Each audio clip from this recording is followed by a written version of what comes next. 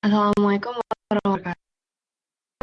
Malam semuanya, perkenalkan nama saya Audia dari Divisi CMP. Pada malam hari ini akan menjadi moderator webinar hard skill dengan tema tentang arsitektur.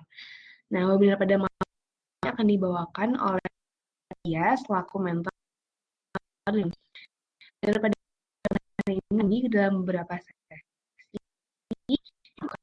Kedua, sekaligus praktik, ketiga sesi tanya jawab, dan yang terakhir ada penutup dan dokumentasi.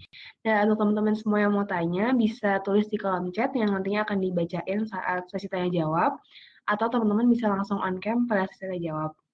Oke, sebelum masuk ke sesi webinar, aku mengajak teman-teman semua untuk on cam dan aktif di webinar pada malam hari ini.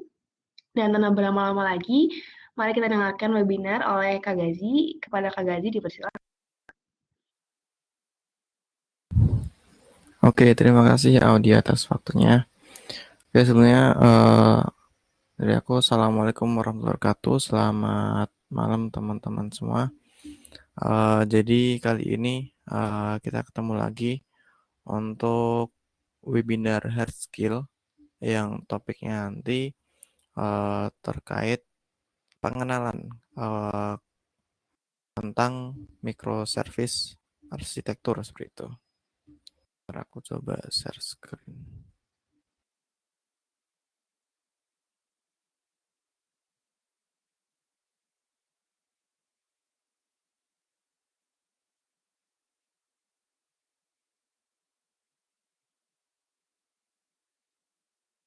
Oke.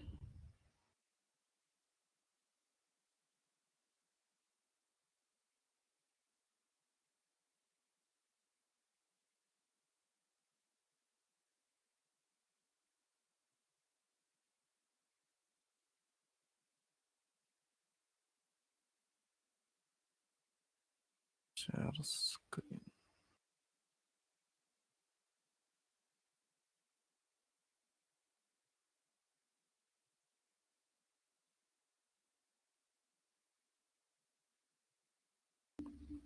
Oke, nah kali ini sebentar.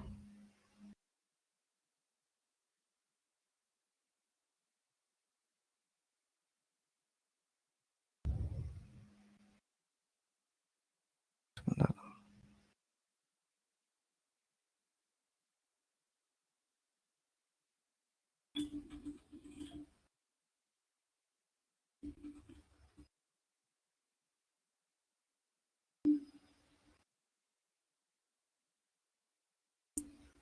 Oke, sorry. Tadi ada gangguan dikit. Oke, lanjut.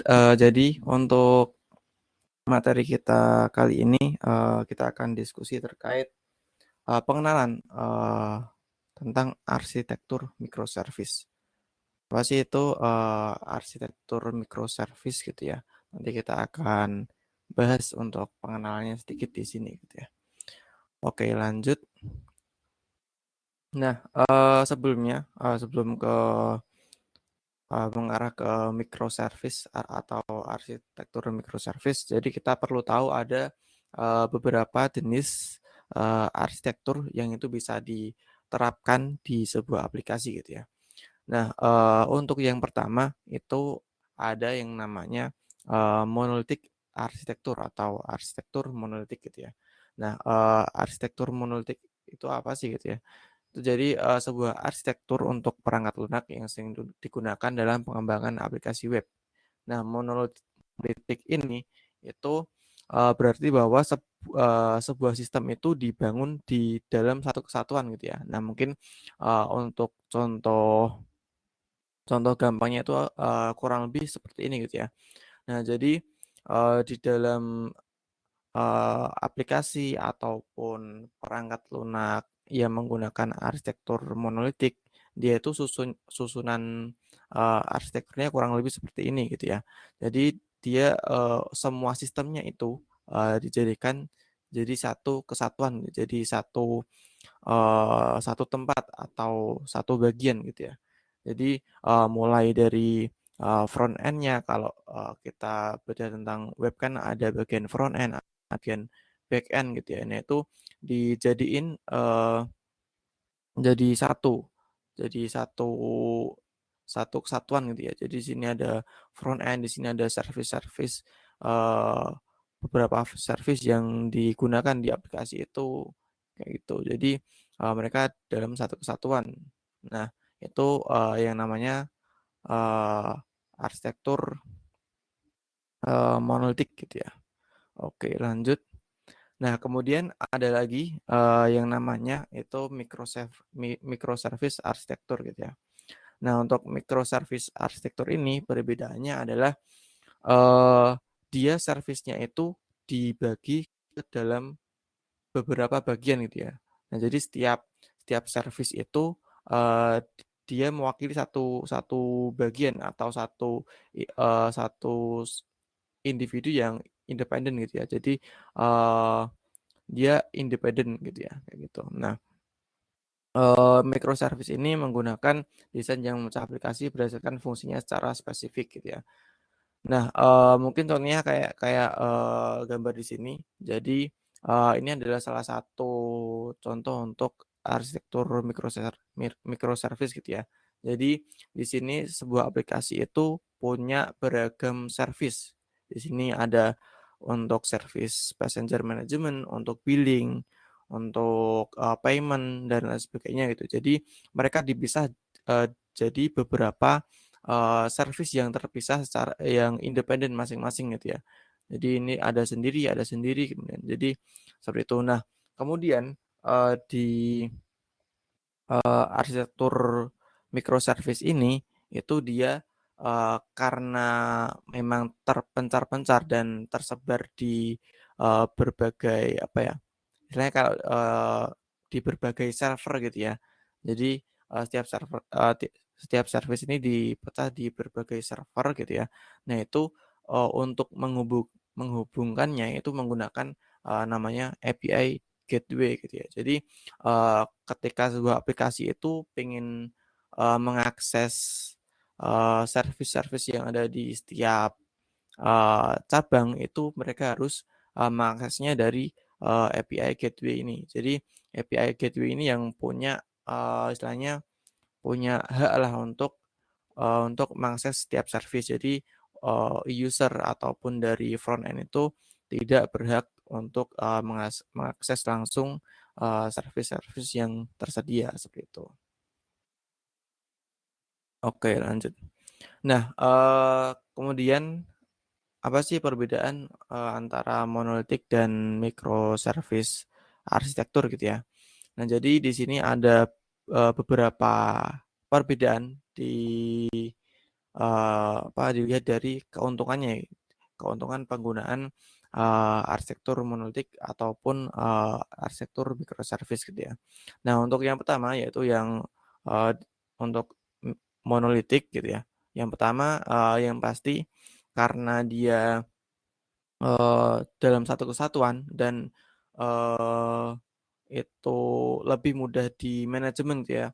Jadi, yang paling utama dia, bakal lebih mudah untuk di-develop dan juga, di-deployment gitu ya, deployment ke service itu akan lebih mudah karena dia hanya perlu mendeploy satu, aplikasi aja gitu ya, seperti itu. Nah yang kemudian selanjutnya yaitu simplified testing.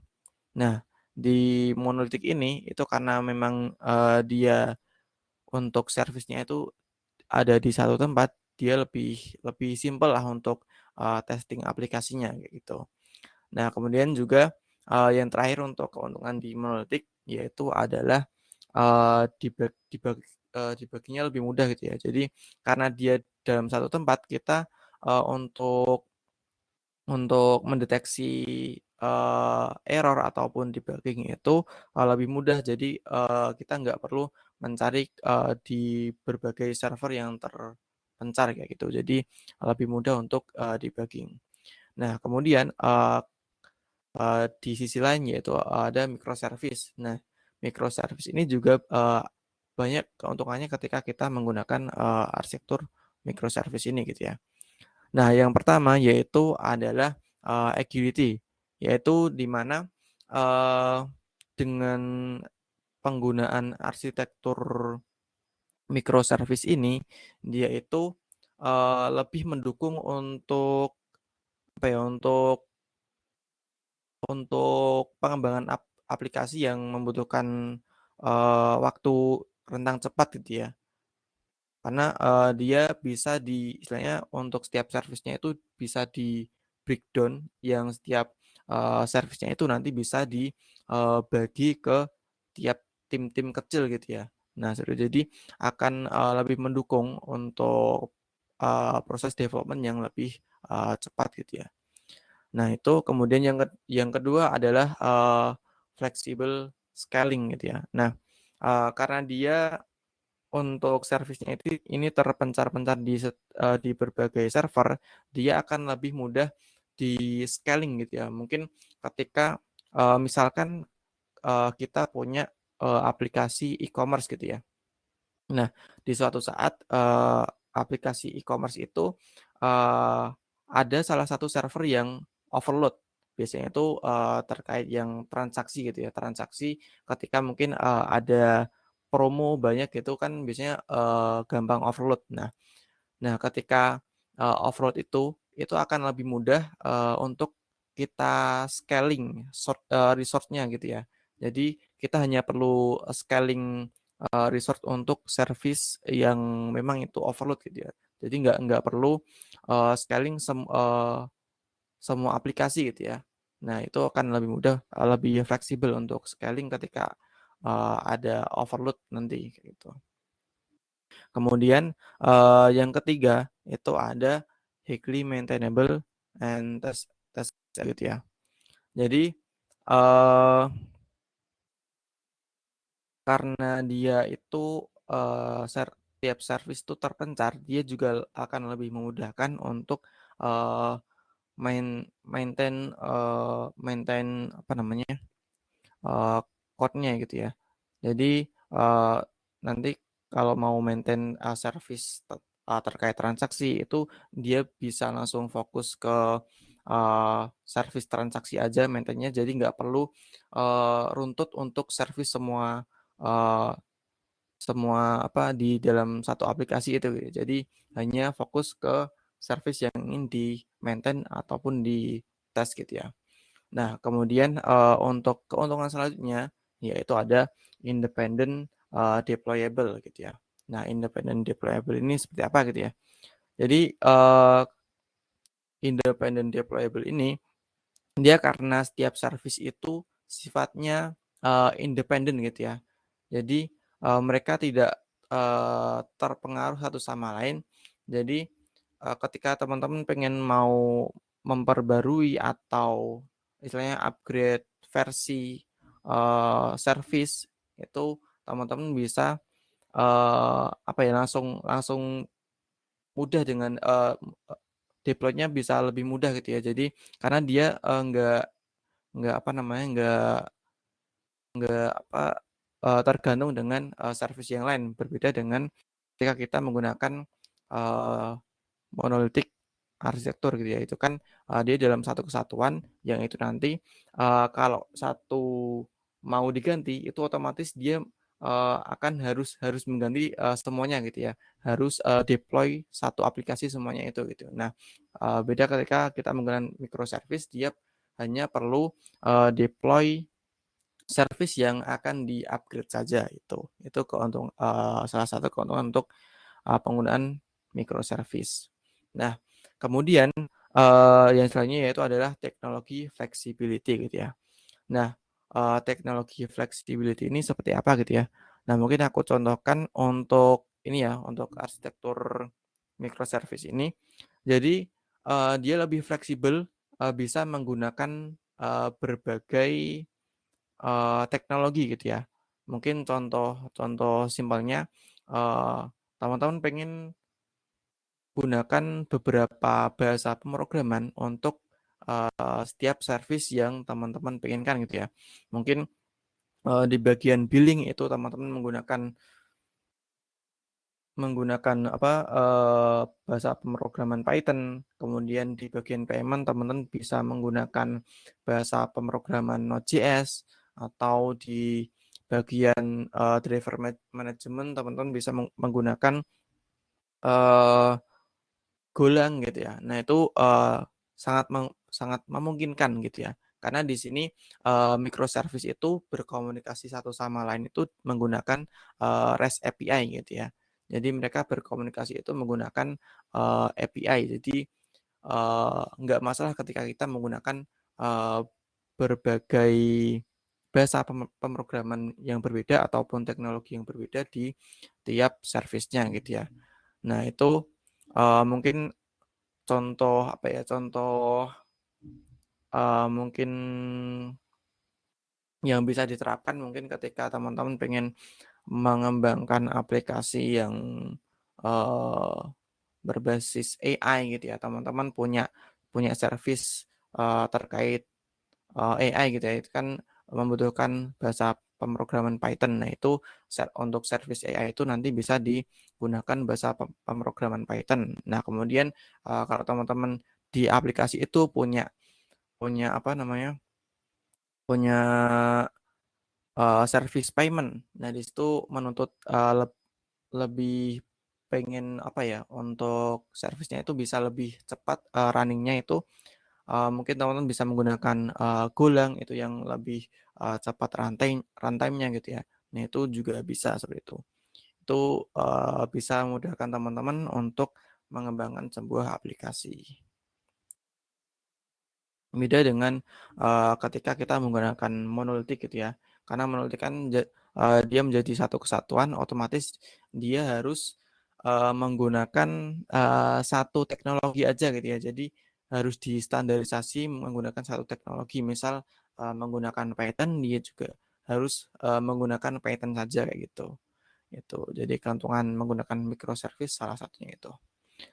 Kemudian dia yang terakhir yaitu keuntungan untuk eee, penggunaan microservice yaitu high reliability gitu ya. Jadi eee, ketika kita mau eee, ada salah satu service itu yang misal down, misal di bagian service apa namanya, service transaksi gitu ya.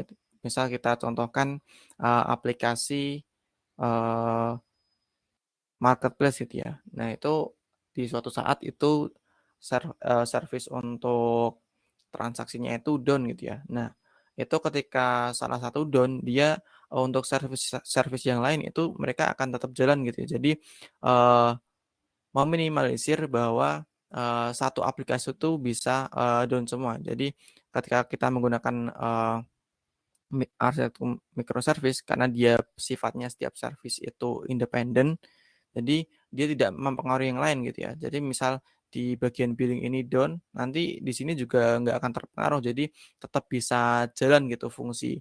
Jadi user tetap bisa eee, pakai service passenger management, pakai payment gitu ya. Nah itu keuntungannya gitu. Jadi sambil teman-teman memperbaiki ini, tapi aplikasinya tetap bisa dijalankan gitu ya. Beda kalau menggunakan monolitik. Nah, dia ketika satu service down, kita ketika mau maintain itu otomatis semua semua aplikasi tidak bisa digunakan atau tidak bisa tersedia gitu ya. Nah, itu keuntungan microservice. Oke, selanjutnya eee, jadi selain keuntungan setiap arsitektur itu juga eee, memiliki kerugian gitu ketika kita menggunakannya gitu ya. Jadi yang pertama yaitu di arsitektur monolitik, yang pertama adalah slower development speed gitu. Jadi ini mungkin kasusnya ketika kita punya sebuah aplikasi yang itu eee, sudah mulai kompleks gitu ya. Nah, beda lagi kalau mungkin teman-teman aplikasinya itu hanya menyediakan 2 atau 3 service aja itu eee, nggak terlalu masalah gitu, nggak terlalu berdampak terhadap kecepatan development gitu ya. Nah, eee Kalau teman-teman memiliki atau pengen develop aplikasi yang, kompleks itu menggunakan arsitektur monolitik itu akan, memiliki kecepatan development yang lebih, rendah karena dia, tidak bisa di-breakdown seperti, apa ya, seperti microservice gitu ya. Jadi dia tidak bisa di-breakdown service-service-nya ke beberapa service, jadi dia, langsung mengerjakan satu kesatuan aja itu. Jadi itu salah satu, kekurangannya. Kemudian, yang kedua yaitu adalah kurang scalable gitu ya. Nah karena dia itu, service-nya ada di satu kesatuan, dia akan sulit untuk di-scale karena ketika kita pengen scale salah satu service, kita otomatis, harus, scale semua aplikasi gitu ya.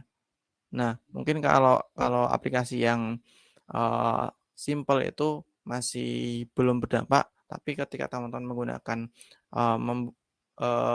punya aplikasi yang itu lebih kompleks, itu akan, sangat berdampak gitu ya. Nah, kemudian, yang ketiga yaitu kurang reliable. Jadi dia, eee, seperti yang aku sampaikan tadi ketika, microservice itu dia lebih, reliable, jadi lebih, eee, kemungkinan untuk tersedia itu lebih banyak gitu. Karena kan untuk kalau kita menggunakan monolitik itu dia semua service itu dalam satu kesatuan. Nah, ketika ada satu service yang itu down atau, perlu di-maintenance, itu otomatis semua semua aplikasi harus eee, di-maintenance gitu ya. Jadi, dia tidak bisa, tersedia setiap waktu ketika, maintenance, seperti itu. Kemudian yaitu yang keempat adalah, barrier to technology adoption. Nah, ini, dia terbatas untuk adopsi teknologi baru gitu ya.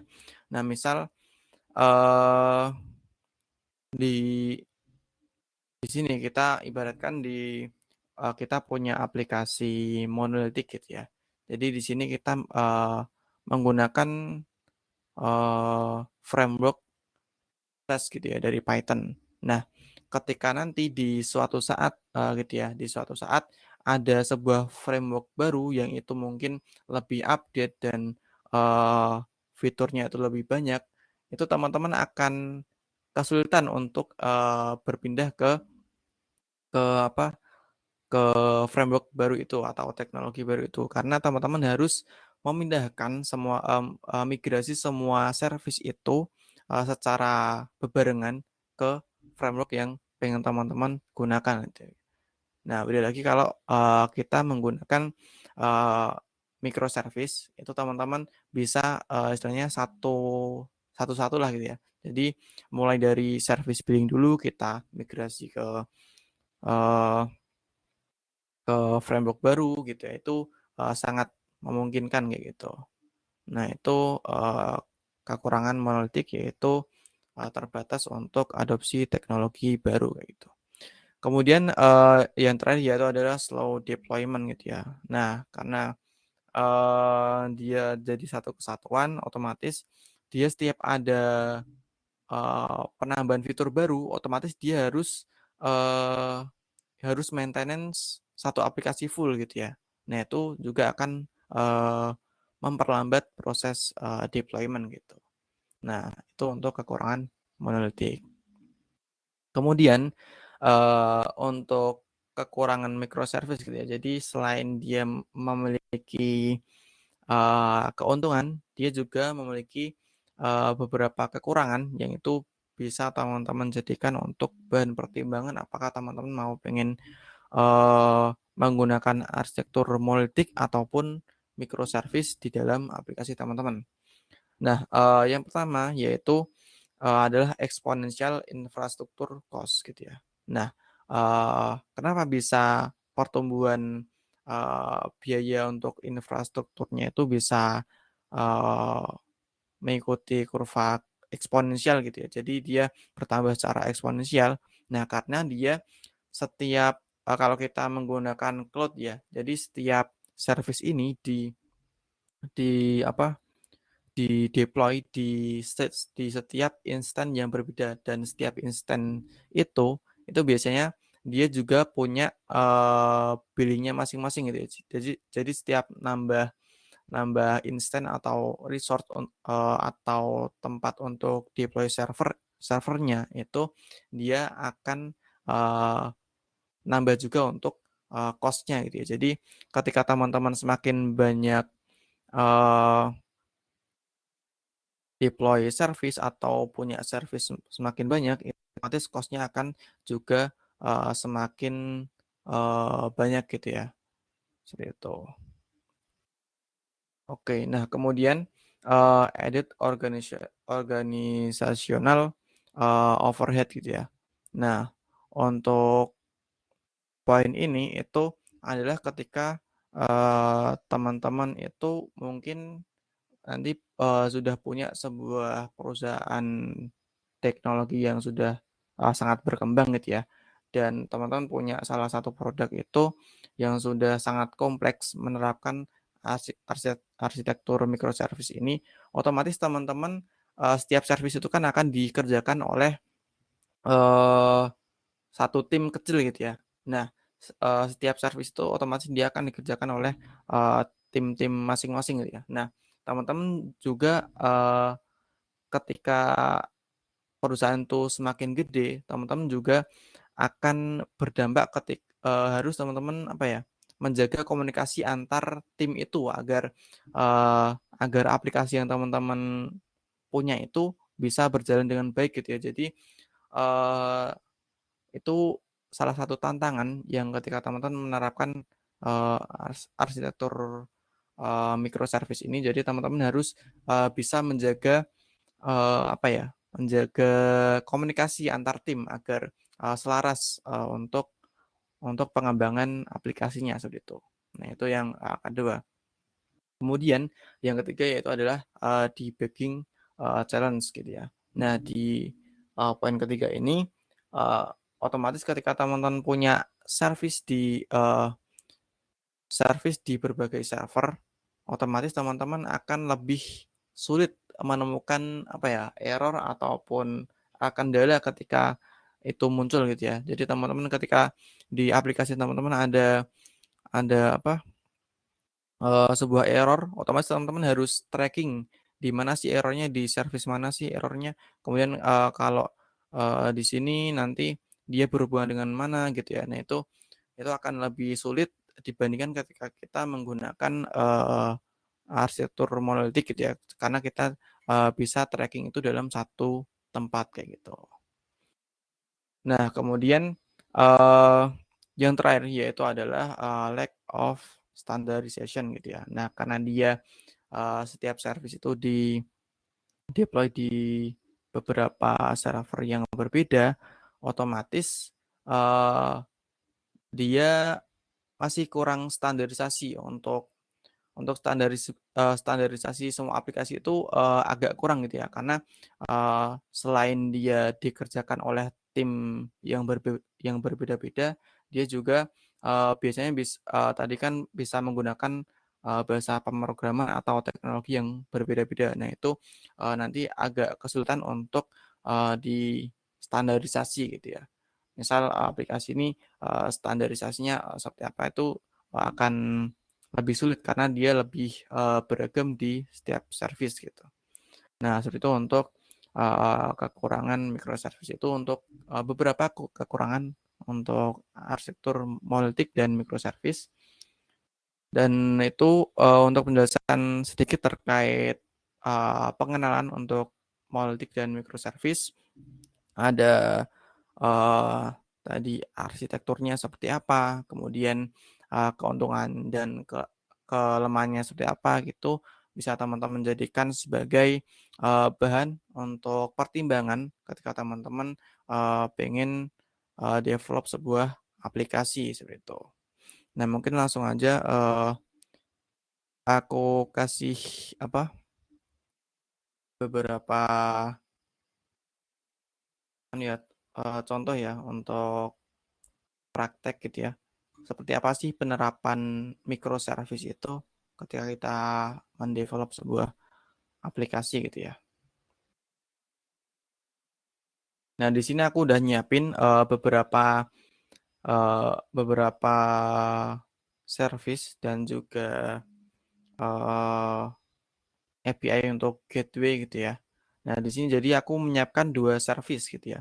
Nah, service yang pertama itu seperti yang kalau teman-teman ikut webinar yang terkait back-end development kemarin, aku udah sempat jelasin terkait eee, pembuatan service central event ya, menggunakan Flask gitu ya.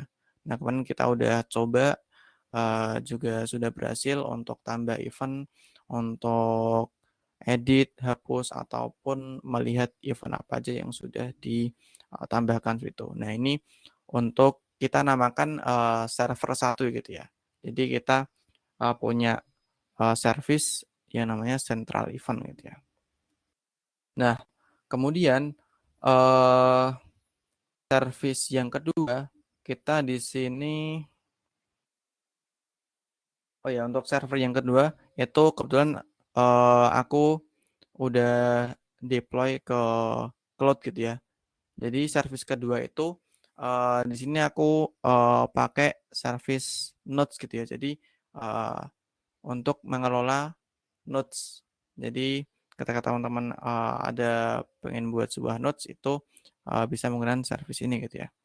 Nah ini, service untuk pengelolaan note. Jadi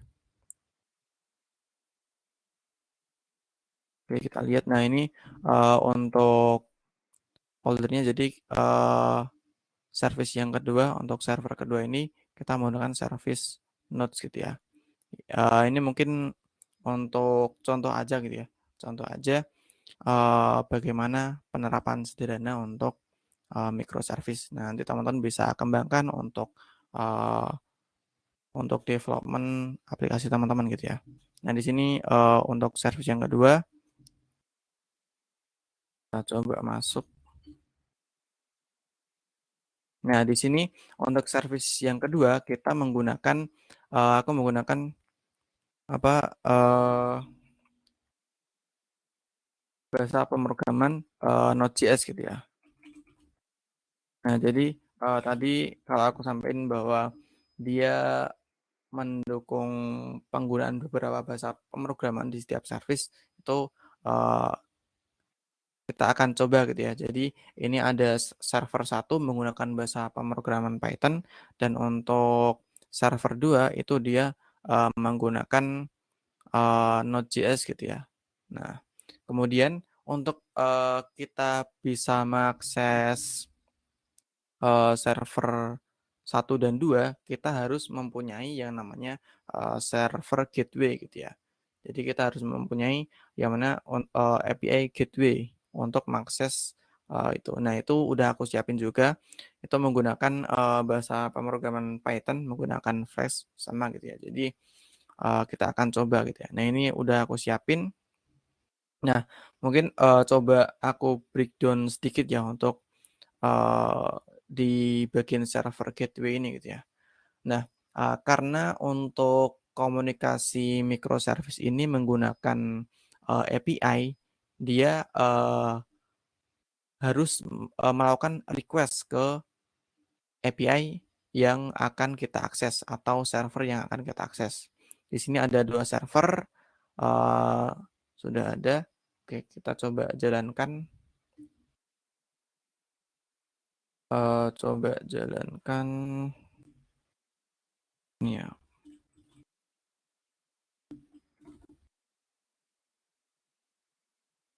Ini untuk server yang pertama, sudah berjalan. Oke, ini ada kendala.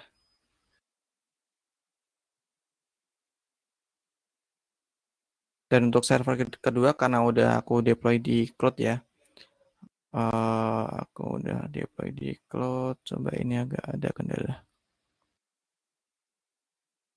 Sambil nunggu, mungkin sambil aku jelasin untuk server gateway-nya gitu ya. Ya udah. Nah, jadi ini, contoh simpel aja. Jadi ketika kita, sebuah aplikasi kita mau mau akses event atau mendapatkan info tentang event, dia itu harus, request ke, API event atau service event yang kita miliki gitu ya. Jadi di sini aku menambahkan untuk endpoint untuk mengakses event gitu ya. Nah, kemudian yang kedua, ketika kita, pengen mengakses notes yang udah dibuat gitu ya, itu nanti dia harus, request ke API, server kedua, yaitu API Notes gitu ya. Nah, itu nanti hasil dari responnya nanti akan diteruskan kepada, aplikasi gitu ya. Nah, simpelnya seperti itu. Nah, ini eee, untuk contoh, kita gunakan, service untuk ambil beberapa, 2 info ini, info event ataupun info notes. Teman-teman, kalau sebenarnya bisa bisa mengakses semua service juga bisa digunakan gitu ya. Mengakses, untuk tambah event itu bisa ditambahkan juga gitu ya. Ini mungkin, buat contoh sederhananya aja gitu ya. Nah, ini untuk server 2-nya karena udah aku deploy ya. Nah, ini dia udah berjalan untuk server 2-nya gitu ya. Oke, berarti langsung kita, jalankan aja untuk server gateway-nya.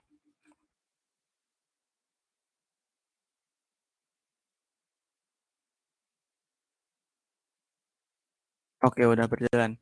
Nah, untuk testingnya kita akan menggunakan, bantuan Postman gitu ya, karena di sini, kita belum punya aplikasi front end-nya yang untuk, mengkonsumsi API-nya, kita akan gunakan, Postman.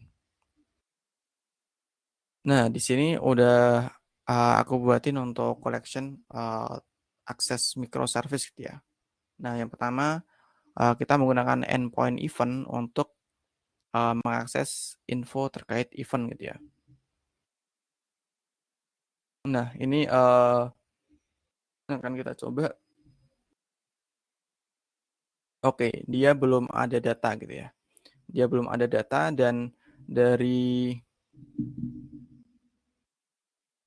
server event-nya itu dia udah berhasil barusan akses gitu ya. Nah berarti, server gateway ini udah berhasil, connect ke server, 1 atau server bagian event gitu ya. Nah, seperti itu. Nah, coba kita, tambahkan, sebenarnya harusnya untuk menambahkan atau semua semua akses ke setiap service itu harus melewati, server gateway ya, karena di sini, belum ada untuk, eee, API gateway-nya belum bisa akses untuk add, edit, ataupun delete. Kita akan coba, dari, eee endpoint service event-nya gitu ya. Kita akan coba tambahkan, ini untuk datanya, kemudian kita tambahkan. Nah, sudah berhasil ditambahkan. Nah, kita akan coba git lagi gitu ya, apakah, sudah berhasil. Nah, sudah berhasil. Jadi, API gateway sudah berhasil terhubung ke server satu gitu ya. Dia berhasil mengembalikan, data event yang diminta seperti itu. Nah, kemudian, kita akan coba testing, eee, get server 2 itu dari API gateway atau, eee, server gateway gitu ya. Nah, ini menggunakan endpoint, nodes gitu ya, sama kayak tadi. Ini menggunakan, nodes gitu ya, nodes. Nah, itu kita coba, oke, dia berhasil akses. Itu kemudian kita coba ini, kita kan ada 2 nodes ya di sini ya. Kita coba tambahkan, melalui server nodes-nya gitu ya, karena belum untuk API gateway-nya belum bisa akses untuk, tambah nodes, kita akan tambahkan dari service atau server node-nya gitu ya. Kita akan tambahkan, ini title, text, dan body seperti ini, kita akan tambahkan. Nah, sudah berhasil ditambahkan, kemudian kita akan coba, get lagi gitu ya. Nah, kita get lagi, nah sudah ada tambahan tadi ya gitu ya. Jadi, notes yang kita tambahkan tadi sudah, bisa diakses.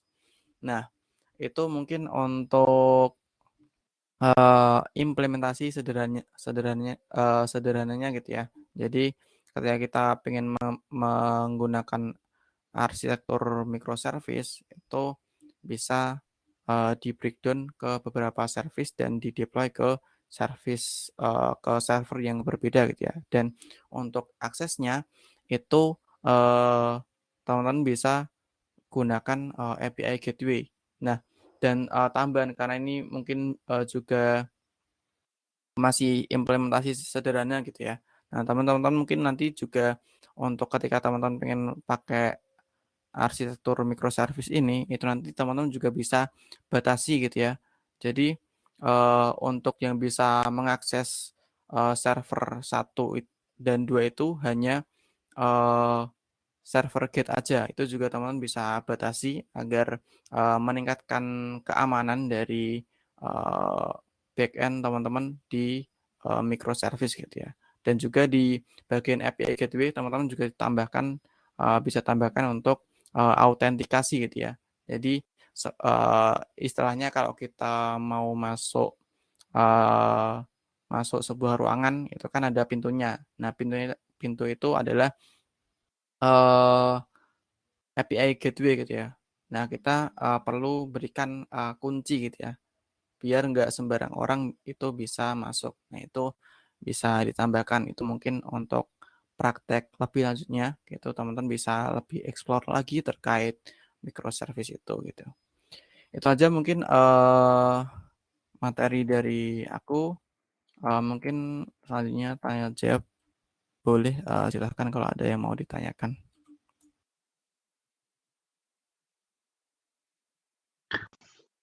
Oke, thank you Kak Zin. Teman-teman yang tanya bisa tulis di kolom chat, bisa unmute, langsung nanya ke Kak Gazi ya teman-teman ya.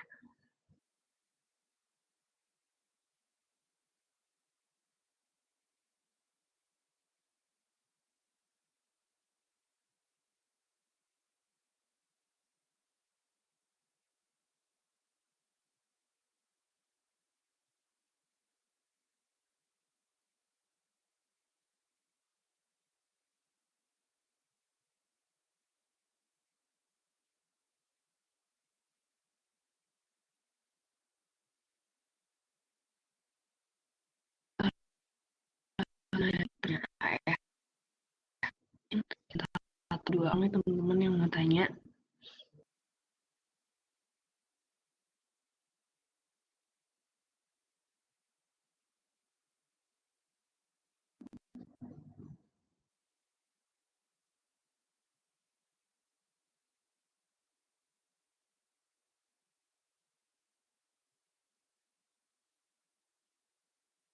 Oke, kayaknya belum ada teman-teman yang mau tanya Kak. Mungkin nanti kalau misalkan teman-teman udah coba sendiri dan mau tanya, mungkin ada pertanyaan dari pas teman-teman coba itu, bisa tanya ke Kak Gazi lewat personal chat aja gitu kali ya. Oke, thank you sekali lagi ya pada webinar pada malam hari ini. Teman-teman semua, kita akan beralih ke sesi selanjutnya, yaitu sesi dokumentasi. Teman-teman yang bisa on cam, mohon untuk nyalakan kameranya karena akan aku dokumentasiin. Oke, ditunggu sampai 2022. Thank you. Ya, sambil nunggu teman-teman on cam, mungkin aku mau share juga absensi pada malam hari ini. Mohon diisi sebagai bukti kehadiran teman-teman di webinar hard skill pada malam hari ini ya.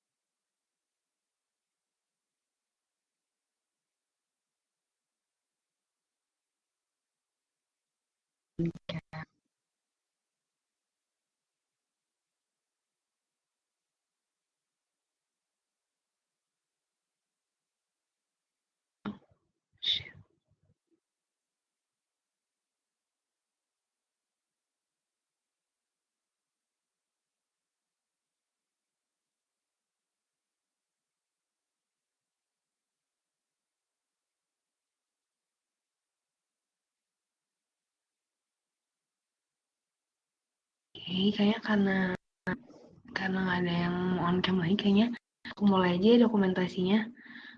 Oke.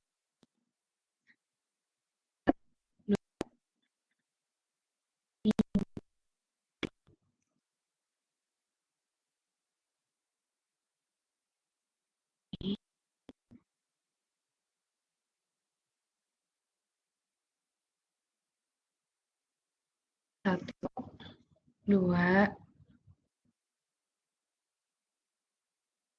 ini. Satu, dua, tiga. Oke. Thank you teman-teman semua yang udah hadir pada webinar.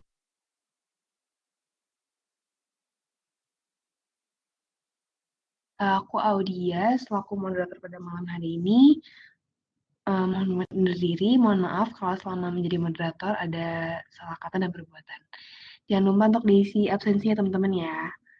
Selamat malam, terima kasih. Assalamualaikum warahmatullahi wabarakatuh.